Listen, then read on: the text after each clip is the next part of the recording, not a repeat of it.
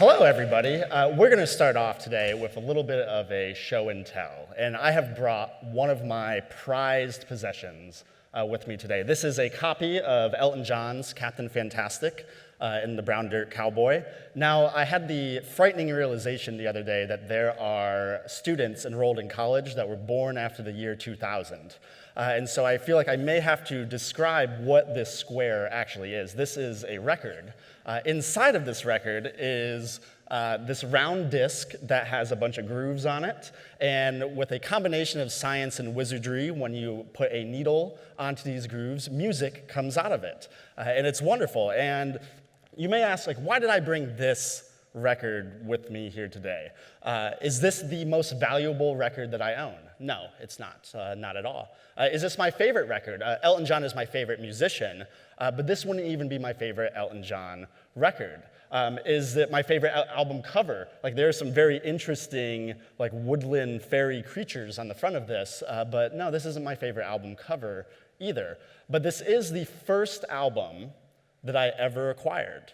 I bought this when I was in college. I was at a thrift store. It was 50 cents, and I thought it would look good on my wall. And then a week later, I was up in San Francisco at Amoeba Records, and there were CDs on one side selling for $13 a piece, or I could get 13 of the same things on the other side in this format. And it started a hoarder-esque hobby of mine, where now I have about 1,500 records.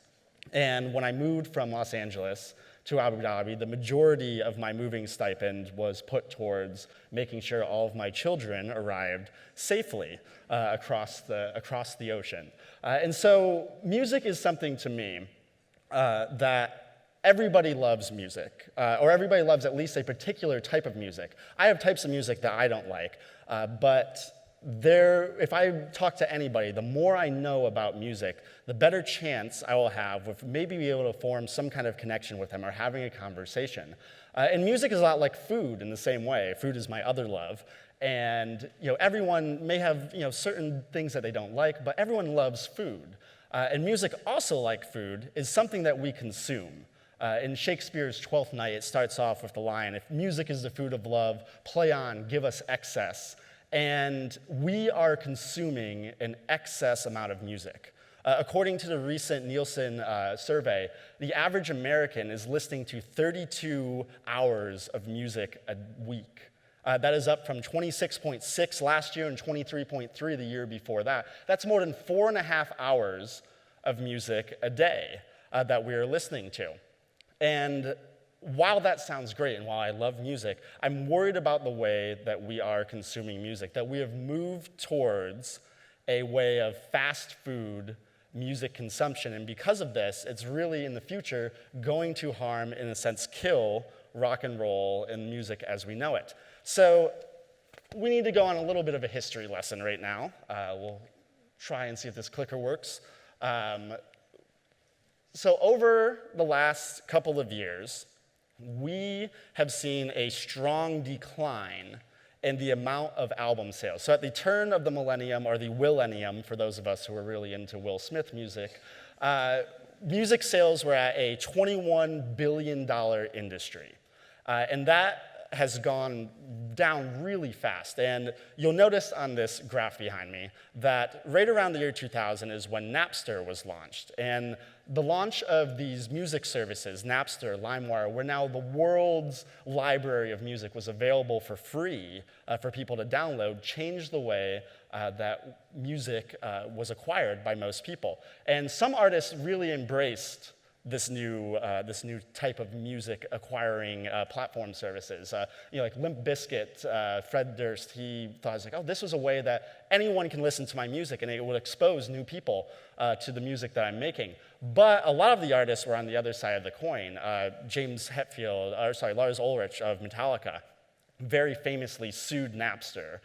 Dr. Dre, Sony Music, all these places started to sue these free music services. And then eventually iTunes came along and monetized the same service that people had. And so no longer did you have to go to the store and buy a CD anymore. You could go on the internet and find or buy a single song instead of a whole album. And that has gotten to us up until recently. The sales of music had gone consistently down until the advent of streaming services. And over the last 2 years, we've actually seen a rise in music sales, but physical copies of music only make up 17% of music right now that's being sold or being paid for. And so how has that changed the way that people make music? And how does that work for the artists that exist now? And so if we look at something like, how does Spotify work? How does Apple Music work? Well, you get paid every time somebody clicks on one of your songs. And musicians have had to adapt to this new model. And the genre of music that has adapted the most easily has been hip hop. And hip hop this past year surpassed rock and roll to be the most listened to genre of music that is out there. And I'll preface by saying I grew up in the 90s in New York playing basketball. Like hip hop was a big part of my life during all of my adolescence. To this day, my go-to karaoke songs are either Notorious B.I.G., Big Papa, or Gangster's Paradise by Coolio. And I do not need the screens to tell you all of the words to those songs. But old hip hop, at the time, had to use what existed. It used rock and roll. Like if you listen to the Beastie Boys' Paul's Boutique, they're sampling the Beatles and Led Zeppelin. Like De La Soul's 3 Feet High and Rising. You have Hall & Oates and Steely Dan, amongst other peoples that are being sampled there. Puff Daddy, every song he made in the 90s seemed to have some kind of old school sample that was driving that song. But over time, like as hip hop has gotten more mainstream, like the music industry has adapted to that. Like the idea that Spotify is using playlist now comes from the old hip hop mixtapes. But this has changed the way that artists look at making music. And I think I have 2 good examples that will show how music has changed over the last 20 years.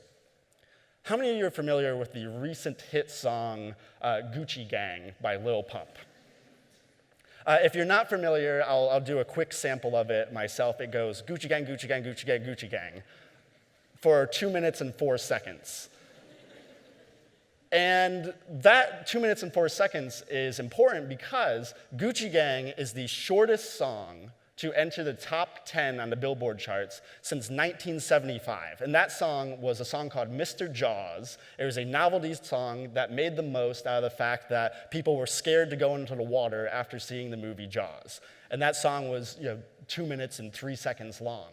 And what we are seeing now is because you're getting paid per click, the length of songs are shortening to make more money. So a old rock opus like Bohemian Rhapsody or Led Zeppelin's Stairway to Heaven, which was my prom song, and while a really wonderfully awesome rock and roll song, it is an awkward 10-minute dance, I can assure you. But these kind of songs no longer fit under the profitability of the way music is now. And for another example, we're going to look at our friend Drake. And because Drake is Drake, I'm going to force you to watch this gif of him dancing while I explain about his album Scorpion. So Scorpion was released, and it broke all sorts of records. It has billions of streams. It broke records for the Billboard charts held by the Beatles. There were more than, I think it was 14 billion plays in like the first week of the songs that were on that album. But you can see in the construction of the album how the music industry has changed. The album is 26 tracks long.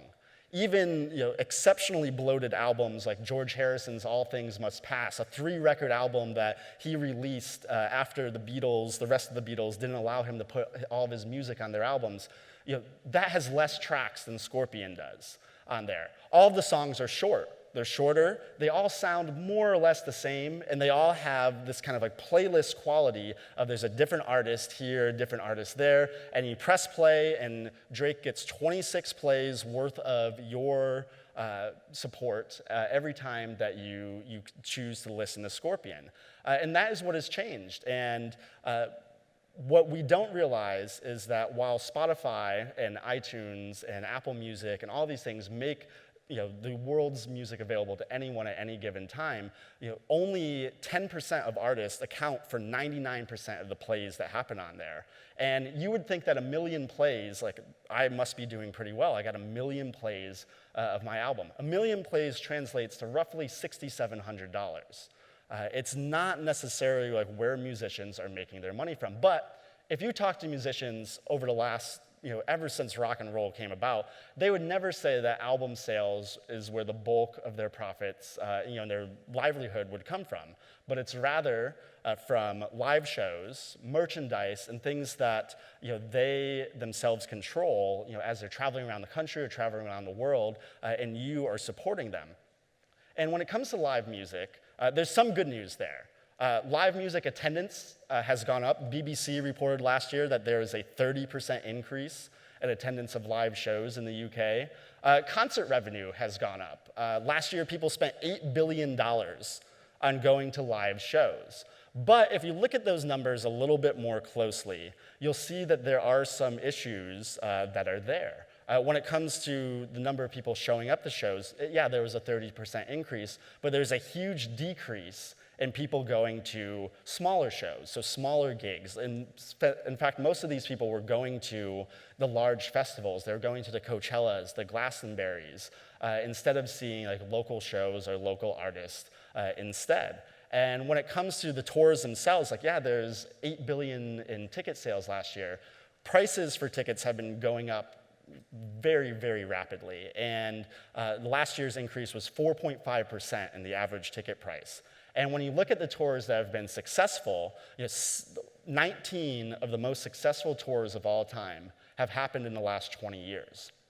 But 17 of those artists out of the 20 were formed before 1990. And so these bands, it's older bands that are still, they built these followings up in the 70s and the 80s and the 90s, and they're still touring today and getting their older fan base to pay $75, $100 a ticket to go see them, instead of Bruce Springsteen doing $7 shows in 1977. What I'm worried about is that while right now things look good, we have not made healthy choices in our music in order to make sure that it is sustainable. We have been taking fast food music. We go on Spotify, we choose a playlist that is already curated for us. Oh, I want summer vibes today. I need chill piano. And you listen to these, and it's great, you're hearing good music, but what's your investment in the musicians that are making there? Could you tell me the artists that were on your Summer Vibes playlist? Can you tell me the members of the band who are in that playlist as well? When was the last time you saw them live? Are you going in 30 years to want to see Lil Pump's do Gucci Gang live, and pay $75, $100 a ticket to see it? And so these changes in using the streaming services are, I think, creating an unhealthy diet worth of music. Where we used to have 4-course meals of the Beatles or Rolling Stones, we now have this fast food McDonald's, we just take it, we don't care where it came from, and we consume it, and it's great, and then we move on. And the festivals are the same way. It's a lot of artists gathered together where you don't see full sets, you see shorter sets, you may see one song, and then you move on to the next. And so, in conclusion, what can we do? What can we do about this? I know Neil Young said, hey, hey, my, rock and roll will never die. And if we can't believe Neil, who can we trust? But what I would hope that you would do is pay a little bit more attention to the music that you're listening to. If you're listening to 4.5 hours of music a day, you should know where it's coming from. There are very few people controlling all of the music that you listen to. Streaming services have been very, very secretive about the algorithms and about who makes the playlist that you listen to. So go out and see some live music. Buy a t-shirt from a band, buy their album, whether that's digitally or physically, invest in a record player. Share the music that you're learning about with the people that you're close with your friends, with your family.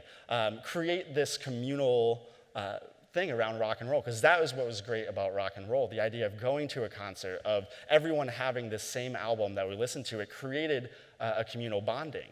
And while rock and roll has never been the most diverse, and it's great that we have all sorts of new genres and we can access music at any time, I worry that if we do not pay attention to what we are consuming, we may lose that diversity that is the best thing about music and the ability to connect with other people. Thank you.